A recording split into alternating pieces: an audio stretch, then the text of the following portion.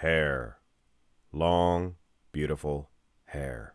That is the topic for today for some strange reason. You guys wanted to see the top 10 worst / best hairstyles in bodybuilding. Originally, one guy, kept on requesting, wanted to see the top 10 worst hairstyles. So I made him a deal. I guess I'll put worst / best because honestly, I am not one of those guys that goes around looking at other dudes' hair and thinks, oh man, that ruins my day, him having this hairstyle. None of them really bother me. So I made this the 10 best. And for those of you who, I know there's people out there that just hate other men's hair. I never got it myself.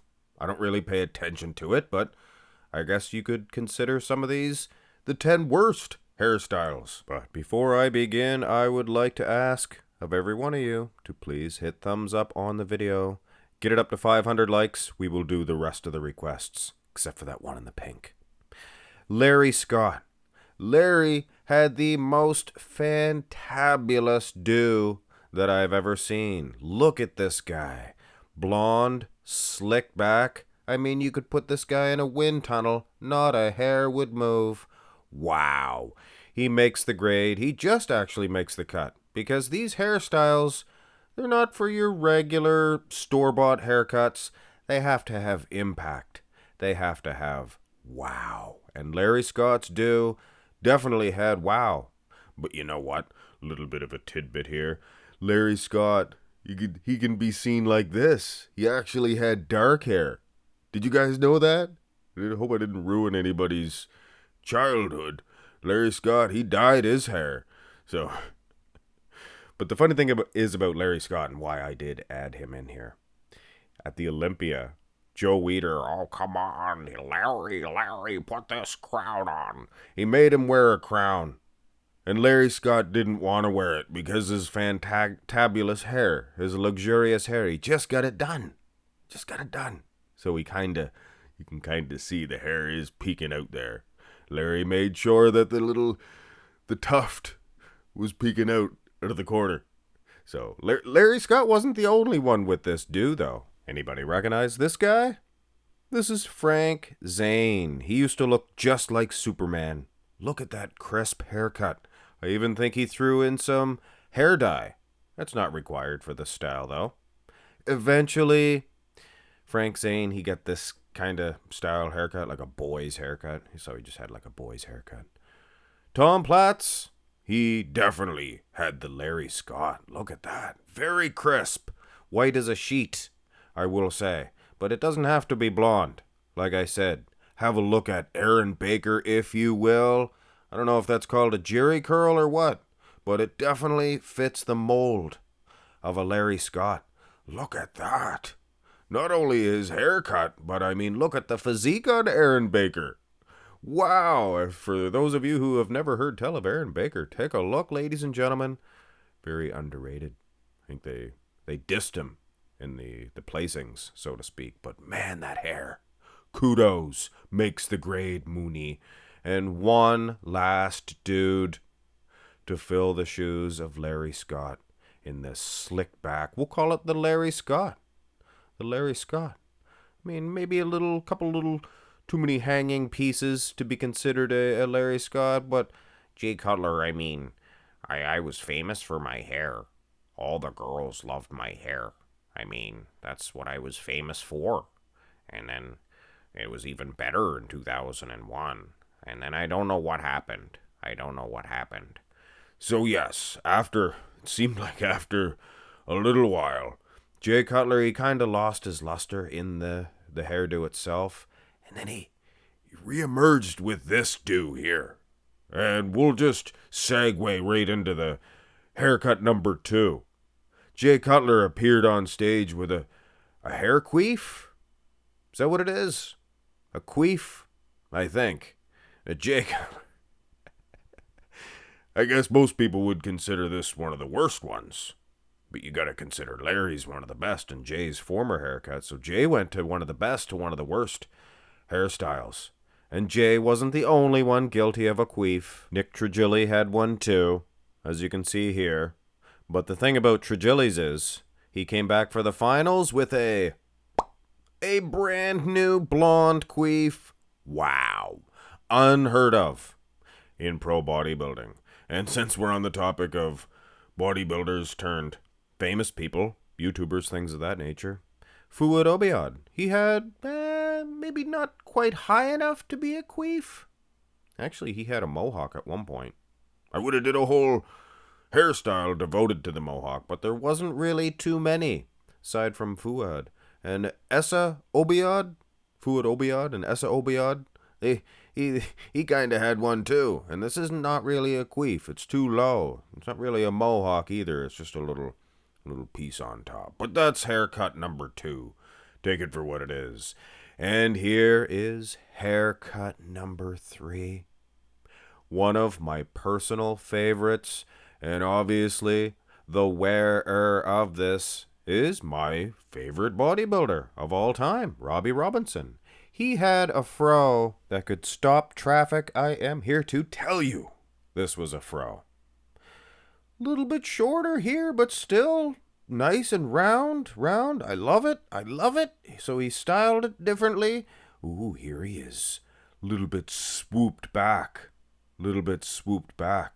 but still possessing all of the qualities of a fro. Robbie wasn't the only one. Here is Bill Grant, an incredible bodybuilder with also an incredible fro. I don't know if it was as good as Robbie's. You know, Lou Ferrigno had a fro. He did. You telling me that this isn't a fro? Put him in a wind tunnel. You can't see any hair moving. I guess that's properties of a fro. And I guess if you're going to mention Lou, this dude should get a mention. Jusip Wilkosh. This is kind of a Golden Girls haircut, isn't it? A blonde fro. Poof-a-doof, if you will. Jusip Wilkosh. May he rest in peace. You can't really mention the fro without showing Breon Ansley. I'm staying away from classic physique for this video, except for the mention of Breon Ansley and his world-class fro. What about Beef Stew? Stuart Sutherland.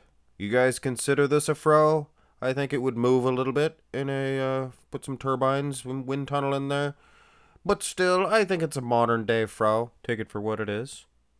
So that's one of my favorite, and ultimately, probably one of the best haircuts in bodybuilding. And now, haircut number 4.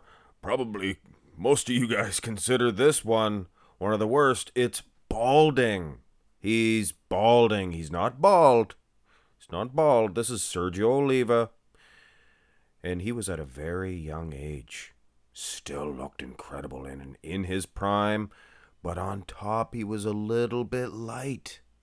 He was feeling the sting of male pattern baldness. So he did the only humane thing that he felt was right to do. He got rid of it all. He went bald. Totally bald. And bald, this is balding. Bald is not a hairstyle in my video because it is probably the most common hairstyle, the non-hair. And man, oh man, Sergio Oliva, the first bald, totally bald, and nobody rocked their haircut. Or the non-haircut. Nobody rocked this bald like Sergio Oliva. Looks like the person in the background has a massive wedgie. But anyway. A couple other guys here. This is Mike Katz. It was almost a Hulk Hogan. This guy. He was balding. And baby. You guys ever seen this picture of Mike Katz? With all due respect. He's balding. He's not bald. He's just kind of a little bit balding. Oh, here's Al Beckles. I think he had this balding look for years and years, since he was probably in his early 20s up until he was 90 years old, I think. He competed when he was 90. Well, no fooling, probably like 60, something of that nature. But he never really did go totally bald. Isn't that funny? Bald spots tend to recede. That's why they call them receding hairlines. I guess you could have called this the receding hairline. Big Nasser Elson body. His little hairpiece. You guys remember his little hairpiece? It was just balding. That's all he ever had. So earlier on in his career, and then the later stages of his career, I think, if I'm not mistaken, is that just a little tiny bit of a comb over, which is not really a hairstyle in this video. But Nasser Elson body, he had the classic balding look throughout his entire career. This is Martin Fitzwater. Here he is back in 2018, just a boy, cheek of tan, and a heart full of dreams. But up top, he was thinning. As the years passed, Martin's physique matured and grew, but so too did his forehead. It seemed like each passing show presented a new layer of thinness. Martin Fitzwater was going bald. So in preparation for the 2024 Detroit Pro, Martin decided to operate and remove the hair. The surgery was a complete success, and Martin Fitzwater never looked so good. But for one brief moment in time at that Arnold UK, Martin Fitzwater was a little bit balding. Now let's segue into another haircut. And I know I said no bald, completely bald, but this is bald with a big beard. Oh, come on, guys. It was hard to get 10. I had to have a few fillers, so I guess this is a filler. James Hollingshead, though, he had an incredible beard, and just an incredible, thick, lustrous beard. And it's not really hair. It's beard hair. It's different. It's like public hair. Public hair. But yes, Sergio Oliva Jr., he can be thrown into this small little wee list of the completely bald on top. Completely bald on top with a beard. And Sergio definitely fits the mold. Oh my goodness, this guy here. You guys know who this is? This is Khalid Al-Khazam. He's one of my new favorites. I like this guy. He's incredible. Sometimes he has a beard, sometimes he doesn't, but obviously for this video, to make this video, he has to have the beard. And I don't think anybody in the history of this look really nailed it like Khalid Al-Khazam. Look at the delts on him, too. Big beard, completely bald head. Maybe a filler. So that was haircut number 5. Here is haircut number 6. No, it's not the Dave Draper, although Dave Draper probably did make this haircut famous. This is what I call the Shaggy Dog. It's just a shaggy haircut. Looks like it's flopping and flipping all over the place. Looks like you're on a beach. Look at Dave Draper here. I think this haircut was exclusive to the 70s. Not quite covering your eyes. Just about like one of them dogs. You know, Arnold, when he was training, he had the Shaggy Dog. I think he cleaned it up a little bit when he got to the posing out on the stage. But yes, in training, I guess Arnold had the Shaggy Dog. Here's Steve Davis. He looked like an old Shaggy Dog, old wet dog. You know what I mean? Just didn't really care about the hair, I think. I think that was the point. Oh, Frank Zane. Frank Zane had the Shaggy Dog after he had that slick do at the start and then just kind of cut it off. There was a brief spell where he did just let her go, just like an old shag dog. Haircut number 7, one of the most unique hairstyles, I believe, on the bodybuilding stage. The Kai Greene. We'll call it the Kai Greene. It's dreadlocks, in a sense. Very long and, I believe, braided dreadlocks, so it would take a lot of time, effort to achieve this hair. And I've heard people criticizing Kai Greene's hair. I think it's cool. I think it's neat. It's something different. And he can use it as a weapon. He's hit Phil Heath on the stage with that big long hair. William Bonac, another guy, in case you guys forgot. he has the Kai Greene. Actually, William Bonac, he's such his own entity that I guess you could call it the William Bonac. He buns his up, which I've seen Kai do also. He buns his up, but yeah, William Bonac, he plays second at the Olympia too. Of course. Here's Jeff Cherenfont. And talk about tied up. I think this guy has the most hair involved in the Kai Greene style. So I guess he kind of outdoes both Kai and William, I think, I would suggest. Now, for the 3 remaining hairstyles, well, let's face it, guys. It was hard to get 10. So I am focusing on one gentleman for each haircut. And this is the Marko Savolainen. Many of you will probably argue and think, well, Kai Greene had the same haircut.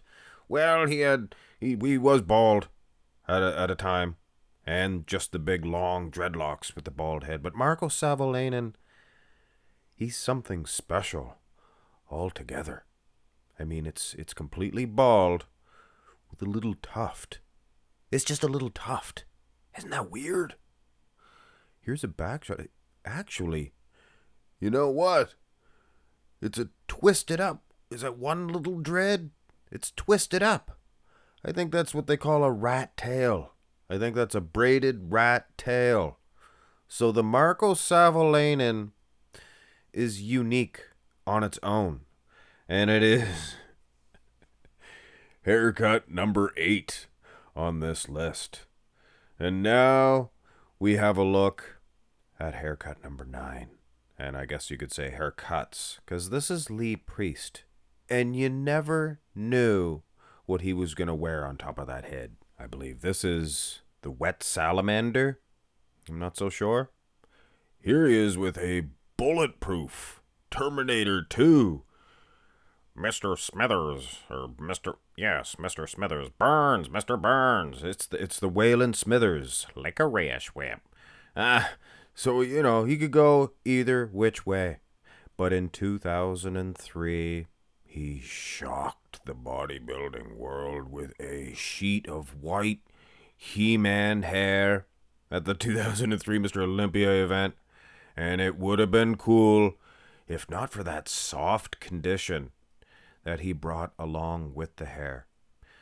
So yeah, it was a bit of an enigma, was Lee Priest's hair. I don't know what to call it. The He-Man? I think it's the He-Man. If he had been peeled, it would have been kind of cool, but having said that, that is haircut number 9. And this one is haircut number 10. Your final haircut in this video. The mullet begins and ends with Dorian Yates. This man's mullet was so incredible that I think it was its own entity. I mean, look at the length. And look at the nice little poof-a-doof to go along with it in the top. Incredible. He began earlier on with this mullet, you guys know. Let's have a little back shot, actually. Do you guys see that? Along with the curls, I believe that I see one of those rat tails. Like Marko Savolainen had. Might not be braided, but I do believe he had a rat tail. What do you do? Go into the barber shop or whatever it was back then. Yeah, you know, when you leave my hair a little bit long there in the back. I like that. A couple little curls, but if you don't mind, just leave one little strip, like about the size of a rat's tail there in the center. I think that would be just right smashing. I mean, what do you say? Give me a rat tail? But anyway, here he is, full-blown mullet at the 1991 Mr. Olympia event. His mullet was at its peak power. You can probably feel the force. I know I can. But in 1992, it was apparent that the mullet was dying. With less than 3 inches of hair, yes, it was still possible to save the mullet, but he had to act quick. By 1993, it was all over. the mullet was gone. And for those of you thinking, why wouldn't he just grow his hair back? You cannot just grow the hair back. Once you kill the mullet, it's gone. It ceases to exist. Man thinks that he is too good for the mullet. Well, I believe that the mullet is too good for mankind. Anyway, ladies and gentlemen, that was the video. The gentleman that requested this, or gentlemen, there was a few of them, I think, kept requesting this week after week. There you go. I did it. Little bit of foolishness. Foolishness, I say. But I hope I answered the request. And I'm sure the ones that did click on this video were in store for some good old-fashioned foolishness. The mullet. Hit thumbs up. Love and appreciate all you guys. Have a great one.